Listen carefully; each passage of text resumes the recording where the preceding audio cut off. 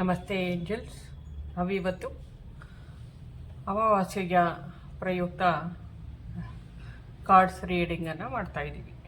ನಿಮ್ಮೆಲ್ರಿಗೂ ಅಮಾವಾಸ್ಯೆ ಏನು ಹೊಸ ಎನರ್ಜಿಯನ್ನು ತಂದುಕೊಡ್ತಾ ಇದೆ, ನಿಮ್ಮ ಜೀವನದಲ್ಲಿ ಅಮಾವಾಸ್ಯೆಯ ಪ್ರಯುಕ್ತ ಏನು ಒಳ್ಳೆಯದಾಗೋದಿದೆ ಅನ್ನೋದನ್ನು ತಿಳ್ಕೊಳ್ಳೋಣ.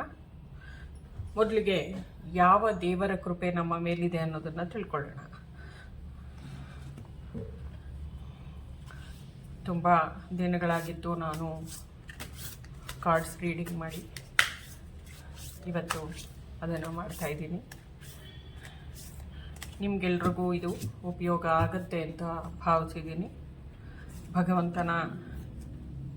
ಭಗವಂತನನ್ನು ಒಂದೆರಡು ಸೆಕೆಂಡು ಸ್ಮರಿಸಿ ಪ್ರಾರ್ಥನೆ ಮಾಡ್ಕೊಳ್ಳಿ. ಅಮಾವಾಸ್ಯೆಯ ಮಾರನೆಯ ದಿನದಿಂದ ನಿಮ್ಮ ಜೀವನಕ್ಕೆ ಏನು ಹೊಸ ತಿರುವು ಬರ್ತಾ ಇದೆ, ಯಾವ ದೇವರ ಕೃಪೆ ನಿಮ್ಮ ಮೇಲೆ ಆಗ್ತಾ ಇದೆ ಅನ್ನೋದನ್ನು ತಿಳ್ಕೊತಾ ಹೋಗೋಣ.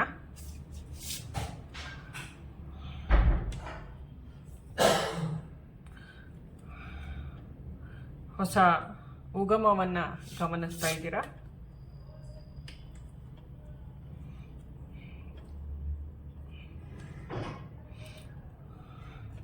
ಹೊಸ ಅವಕಾಶಗಳು ನಿಮಗೋಸ್ಕರ ತೆರೀತಾ ಇದೆ. ನೀವು ಬಯಸಿದ್ದೆಲ್ಲ ನಿಮಗೆ ಲಭಿಸೋದ್ರಲ್ಲಿದೆ. ಮಹಾವಿಷ್ಣುವಿನ ಈ ಧನುರ್ಮಾಸದ ಸಮಯದಲ್ಲಿ ಮಹಾವಿಷ್ಣುವಿನ ಆಶೀರ್ವಾದ ಇದೆ ನಿಮಗೆಲ್ಲ. ಶಿವ ವಿಷ್ಣು ದೇವತೆಗಳ ಆಶೀರ್ವಾದದ ಕಿರಣಗಳನ್ನು ಗಮನಿಸ್ತಾ ಇದ್ದೀರಾ. ಅಮೃತ ಮಯವಾಗತ್ತೆ ಜೀವನ, ಅಮೃತ ನಿಮ್ಮ ಜೀವನದಲ್ಲಿ ಲಭಿಸೋದ್ರಲ್ಲಿದೆ ಅನ್ನೋದನ್ನು ತಿಳಿಸ್ತಾ ಇದ್ದಾರೆ. ಈ ಕಾರ್ಡ್ ಬಂದ್ಬಿಟ್ಟು ನಿಮಗೆ ಹೊಸ ಹುಟ್ಟನ್ನು, ಒಂದು ದೊಡ್ಡ ಗೆಲುವನ್ನು, ತಿರುವನ್ನು ನಿಮ್ಮ ಜೀವನದಲ್ಲಿ ತಂದುಕೊಡೋದ್ರಲ್ಲಿದೆ ಅನ್ನೋದನ್ನು ಸೂಚಿಸ್ತಾ ಇದೆ.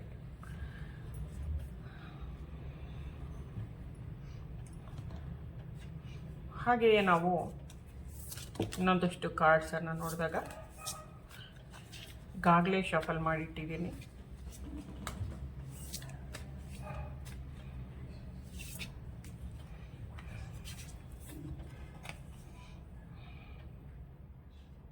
ಪೇಜ್ ಆಫ್ ಸ್ವಾರ್ಡ್ಸ್ ಅಂತ ಬರ್ತಾ ಇದೆ. ಅಂದರೆ ಏರ್ ಎಲಿಮೆಂಟು ಮತ್ತು ಅರ್ತ್ ಎಲಿಮೆಂಟ್ ಎರಡೂ ಬರ್ತಾ ಇದೆ.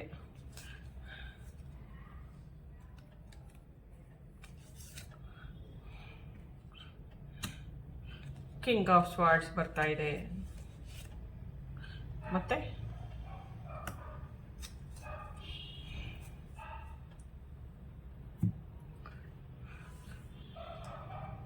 ಗುರುಗಳ ಆಶೀರ್ವಾದ ನಿಮಗೆ ಮಾರ್ಗದರ್ಶನವಾಗಿ ಸಿಗ್ತಾ ಇದೆ.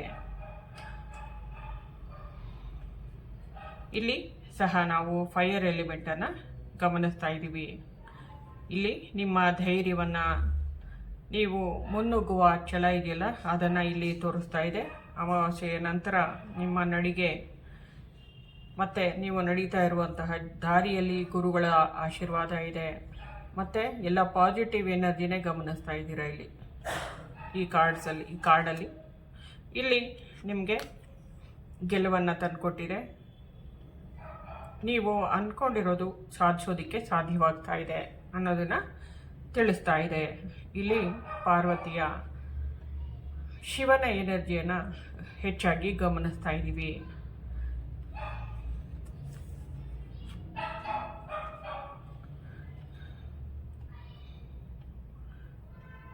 ನಾವು ನಮ್ಮ ಮನಸ್ಸು ಮತ್ತು ನಮ್ಮ ದೇಹವನ್ನು, ನಮ್ಮ ಮನಸ್ಸನ್ನು ಕಂಟ್ರೋಲಲ್ಲಿ ಇಟ್ಕೊಂಡು ನಾವು ಎಲ್ಲನೂ ಸಾಧಿಸೋದಕ್ಕೆ ಸಾಧ್ಯವಿದೆ.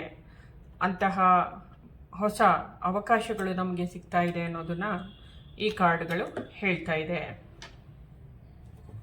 ನಮಗೋಸ್ಕರ ಯಾವ ಏಂಜಲ್ಸು ಹೆಲ್ಪ್ ಮಾಡೋದಕ್ಕೆ ಬರ್ತಾ ಇದ್ದಾರೆ ಅನ್ನೋದನ್ನು ಗಮನಿಸೋಣ.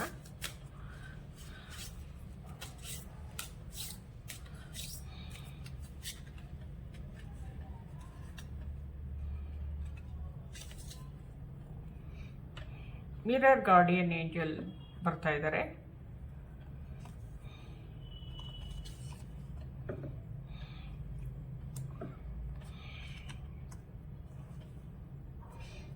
ಸಾಕಷ್ಟು ಅವಕಾಶಗಳು ನಿಮಗಾಗಿ ಒದಗಿ ಬರೋದರಲ್ಲಿದೆ. ಅದಕ್ಕೋಸ್ಕರ ನೀವು ಸ್ವಲ್ಪ ಕಾಯಬೇಕಾಗತ್ತೆ, ಸಹನೆಯಿಂದ ಕಾಯಬೇಕಾಗತ್ತೆ ಅನ್ನೋದು ಇಲ್ಲಿ ಬರ್ತಾ ಇದೆ. ಇಲ್ಲಿ ಜೇನು ನೊಣ ಬಂದಿರೋದ್ರಿಂದ ಇದು ಸಮೃದ್ಧಿ, ಸಂತೋಷವನ್ನು, ಯೂನಿವರ್ಸ್ ಎನರ್ಜಿ ನಿಮ್ಮ ಕಡೆ ಹೆಚ್ಚಾಗಿ ಹರಿದು ಬರ್ತಾ ಇದೆ ಅನ್ನೋದನ್ನು ಸೂಚಿಸ್ತಾ ಇದೆ. ಈ ಚಿತ್ರನ ನೋಡಿದಾಗ ನಾವು ಜೀವನದ ಚಿತ್ರ ಇದೆ ಇದು ಆ ರೀತಿಯ ಆ ಸೈಕಲ್, ನಿಮ್ಮ ಜೀವನದ ಏನು ಗುರುಗಳಿದೆ, ಆಸೆಗಳಿದೆ, ಅದೆಲ್ಲ ಈಡೇರೋದ್ರಲ್ಲಿದೆ. ಮಿರರ್ ಗಾರ್ಡಿಯನ್ ಅಂದರೆ ನೀವು ಇಷ್ಟು ದಿವಸ ಸಮಾಜಕ್ಕೆ, ಪ್ರಪಂಚಕ್ಕೆ ಏನು ಒಳಿತನ ಮಾಡಿದರೆ ಅದರ ಪ್ರತಿಫಲವಾಗಿ ನೀವು ಇವಾಗ ನಿಮ್ಮ ಜೀವನನ ಸಮೃದ್ಧಿ, ಸಂತೋಷದ ಕಡೆಗೆ ಕರ್ಕೊಂಡು ಹೋಗ್ತಾ ಇದ್ದೀರಾ. ಈ ನಿಮ್ಮ ತಾಳ್ಮೆ ಇದೆಯಲ್ಲ, ನೀವು ದೊಡ್ಡವರನ್ನು ಗೌರವಿಸೋದಾಗ್ಬೋದು, ಅವ್ರು ಹೇಳ್ದಾಗ ಕೇಳೋದಾಗ್ಬೋದು, ಗುರುಗಳನ್ನು ಅನುಸರಿಸೋದಾಗ್ಬೋದು, ಇದು ನಿಮ್ಮ ಆ ತಾಳ್ಮೆ, ನೀವು ಆ ಸಮಯಕ್ಕೋಸ್ಕರ, ಅವಕಾಶಕ್ಕೋಸ್ಕರ ಕಾದಿದ್ರಲ್ಲ, ಅದು ಇವಾಗ ಫಲವನ್ನು ಕೊಡ್ತಾ ಇದೆ ಅನ್ನೋದನ್ನು ತಿಳಿಸ್ತಾ ಇದ್ದಾರೆ. ಆದಷ್ಟು ಬೇಗ ನೀವು ಅಂದ್ಕೊಂಡಿರುವಂಥದ್ದು ಸಾಧ್ಯವಾಗತ್ತೆ, ಸಾಧಿಸಿಯೇ ತೀರ್ತೀರಾ ಅನ್ನೋದನ್ನು ತೋರಿಸ್ತಾ ಇದ್ದಾರೆ.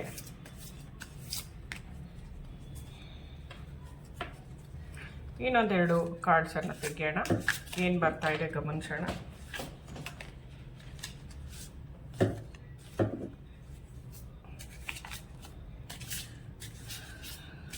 ಈ ಅಮಾವಾಸ್ಯೆಯು ಸಾಕಷ್ಟು ಅದೃಷ್ಟನ, ಸಂತೋಷನ ನಿಮಗೆ ತಂದುಕೊಡ್ತಾ ಇದೆ.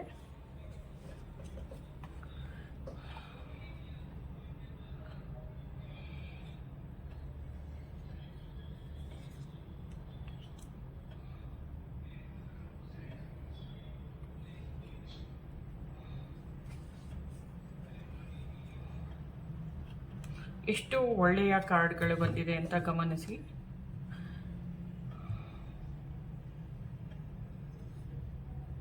ನಿಮ್ಮ ತಾಳ್ಮೆ, ಸಹನೆ, ನೀವು ದೊಡ್ಡವರ ಮಾತು ಕೇಳುವಂಥದ್ದಾಗ್ಬೋದು, ಅವ್ರು ಹೇಳಿದ್ದನ್ನು ಕೇಳಿ ನಡ್ಕೊಳ್ಳೋ ರೀತಿ, ಆ ನಿಮ್ಮ ಸಂಸ್ಕೃತಿ, ಸಂಸ್ಕಾರ ಎಲ್ಲನೂ ಒಳ್ಳೆಯ ಅವಕಾಶಗಳಿಗೋಸ್ಕರ ಕಾದಿದ್ದಂತಹ ಸಮಯ ಇವಾಗ ಒಳ್ಳೆಯ ಪ್ರತಿಫಲವನ್ನು ಕೊಡ್ತಾ ಇದೆ ಅನ್ನೋದನ್ನು ತಿಳಿಸ್ತಾ ಇದ್ದಾರೆ.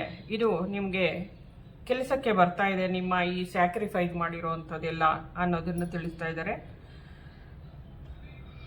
ನೀವು ಈ ಅದ್ಭುತವಾದ ಹೊಸ ಜೀವನಕ್ಕೆ, ಈ ಕಡೆ ಕತ್ತಲೆ ಇತ್ತು, ಕತ್ತಲೆಯನ್ನು ಮುಗಿಸಿದ್ದೀರಾ, ಈಗ ಹೊಸ ಜೀವನಕ್ಕೆ ಆ ಕಡೆ ಡೋರು ಓಪನ್ ಆಗಿದೆ, ಅಲ್ಲಿ ಬೆಳಕಿದೆ, ನಕ್ಷತ್ರಗಳಿದೆ, ಸುಂದರವಾದ ಲೋಕ ಇದೆ, ಆ ಕಡೆಗೆ ನೀವು ಕಾಲಿಟ್ಟು ಹೋಗ್ತಾ ಇದ್ದೀರಾ ಅನ್ನೋದನ್ನು ತಿಳಿಸ್ತಾ ಇದೆ. ಇಲ್ಲಿ ಯಮ ಬಂದಿರೋದು ಕೂಡ ಅದೇ ಅರ್ಥವನ್ನು ಸೂಚಿಸುವಂಥದ್ದು, ಹೊಸ ಅಧ್ಯಾಯವನ್ನು ಶುರು ಮಾಡ್ತಾ ಇದ್ದೀರಾ ಅನ್ನೋದನ್ನು ಸೂಚಿಸುತ್ತೆ. ಮತ್ತು ಮೋಹಿನಿ ಬಂದು ನೆಕ್ಸ್ಟ್ ಡೈಮೆನ್ಷನಲ್ಲಿ ನಿಮಗೆ ನೀವು ಅಂದ್ಕೊಂಡಿರುವಂಥ ಸಂತೋಷ, ಸಮೃದ್ಧಿ, ಆನಂದ ಎಲ್ಲ ರೀತಿಯಲ್ಲೂ ಸಿಗುವಂಥದ್ದನ್ನು ಸೂಚಿಸ್ತಾ ಇದೆ, ನೀವಿಲ್ಲಿ ಗಮನಿಸಬಹುದು. ಮತ್ತು ಇಲ್ಲಿ ಬರುವಂಥದ್ದು, ನೀವು ಇಷ್ಟು ದಿವಸಗಳ ಕಾಲ ಅದೇ ಏನು ಸ್ಯಾಕ್ರಿಫೈಸ್ ಮಾಡಿದ್ರಿ, ನಿಮ್ಮ ಮನಸ್ಸನ್ನು ಕಂಟ್ರೋಲ್ ಮಾಡ್ಕೊಂಡ್ರಿ, ಪ್ರತಿಯೊಂದನ್ನು ಆಸೆಯನ್ನು ಅದಿಮಿಟ್ಕೊಂಡು ಸಾಧನೆಯಲ್ಲಿ ಮುಂದುವರೆದ್ರಿ, ಅದರ ಪ್ರತಿಫಲವಾಗಿ ನಿಮಗೆಲ್ಲ ಲಭಿಸ್ತಾ ಇರುವಂಥದ್ದು ನಿಮ್ಮ ಜೀವನ ಸುಂದರವಾದಂಥ ನಿಮ್ಮ ಕನಸು ಈಡೇರ್ತಾ ಇದೆ. ಕೆಲವರಿಗೆ ಮನೆ ಕಟ್ಟೋದಾಗಬಹುದು, ಕೆಲವರಿಗೆ ಜಾಗಗಳನ್ನು ತಗೊಳ್ಳೋ ಅಂಥದ್ದಾಗ್ಬೋದು, ಕೆಲವರಿಗೆ ಟೂರ್ ಹೋಗುವಂಥದ್ದಾಗಬಹುದು, ಕೆಲವ್ರಿಗೆ ಜೀವನದಲ್ಲಿ ದೊಡ್ಡ ಮಾರ್ಪಾಡನ್ನು, ಹೊಸ ಕೆಲಸ, ಹೊಸ ಜಾಸ್ತಿ ಸಂಬಳ ಬರುವಂಥ ಕೆಲಸ ಆಗ್ಬೋದು, ಅಥವಾ ನೀವು ಇಷ್ಟಪಟ್ಟಿರುವಂಥ ಹುಡುಗನ ಜೊತೆಲಿ ವೈವಾಹಿಕ ಜೀವನವನ್ನು ಸ್ಟಾರ್ಟ್ ಮಾಡುವಂಥದ್ದಾಗ್ಬೋದು. ಒಟ್ಟಾರೆಯಾಗಿ ನಿಮ್ಮ ಗುರುಗಳ, ದೇವತೆಗಳ ಆಶೀರ್ವಾದ, ನೀವು ಅಂದುಕೊಂಡಿರುವಂಥದ್ದನ್ನೆಲ್ಲ ಶ್ರೀರಾಮನು, ಭಗವಂತನು ಮೋಹಿನಿ ಸ್ವರೂಪನಾಗಿ ನಿಮ್ಮ ಆಸೆಗಳನ್ನು ಈಡೇರಿಸೋದಕ್ಕೆ ಭಗವಂತ ಶಿವ ಹಾಗೂ ಬ್ರಹ್ಮ, ವಿಷ್ಣು ಎಲ್ಲರ ಸಹಕಾರದೊಂದಿಗೆ, ದೇವತೆಗಳೊಂದಿಗೆ ನಿಮಗೆ ಬಂದು ಸಹಕಾರವನ್ನು ಕೊಡ್ತಾ ಇದ್ದಾರೆ, ನಿಮ್ಮ ಯಶಸ್ಸನ್ನು ಇದು ಮಾಡಿಕೊಡ್ತಾ ಇದ್ದಾರೆ. ನೀವು ಅದನ್ನು ಗಮನಿಸ್ತಾ ಇದ್ದೀರಾ. ನಿಮ್ಮ ಮನಸ್ಸನ್ನು ಇಷ್ಟು ದಿವಸ ಕಂಟ್ರೋಲ್ ಮಾಡ್ಕೊಂಡಿದ್ದರ ಪ್ರತಿಫಲ ಅನ್ನೋದನ್ನು ಇಲ್ಲಿ ಸೂಚಿಸ್ತಾ ಇದ್ದಾರೆ. ಅದಕ್ಕೋಸ್ಕರನೇ ದೇವತೆಯಾಗಿ ಮಾರ್ಪಡ್ತಾ ಇದ್ದೀರಾ. ನೀವು ಅಂದ್ಕೊಂಡಿರೋದೆಲ್ಲ ನಡೀತಾ ಇದೆ ಅನ್ನೋದನ್ನು ಹೇಳ್ತಾ ಇದ್ದಾರೆ. ಜೊತೆಗೆ ನನ್ನ ಗುರುಗಳ ಆಶೀರ್ವಾದದ ಶಕ್ತಿ ಅಥವಾ ಅವರ ಮಾತು, ಅವರ ಸಲಹೆ ನಿಮಗೆ ಏನಿದೆ ಅನ್ನೋದನ್ನು ತಿಳ್ಕೊಳ್ಳೋಣ.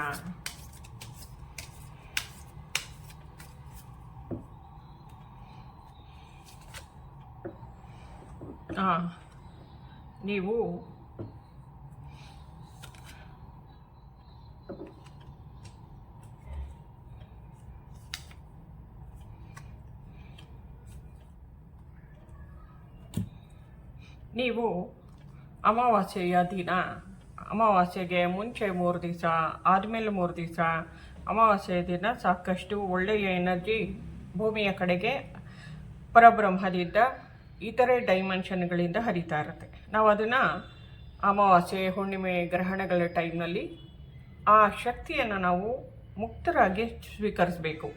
ಇದನ್ನೇ ಇಲ್ಲಿ ಸೂಚಿಸ್ತಾ ಇರುವಂಥದ್ದು.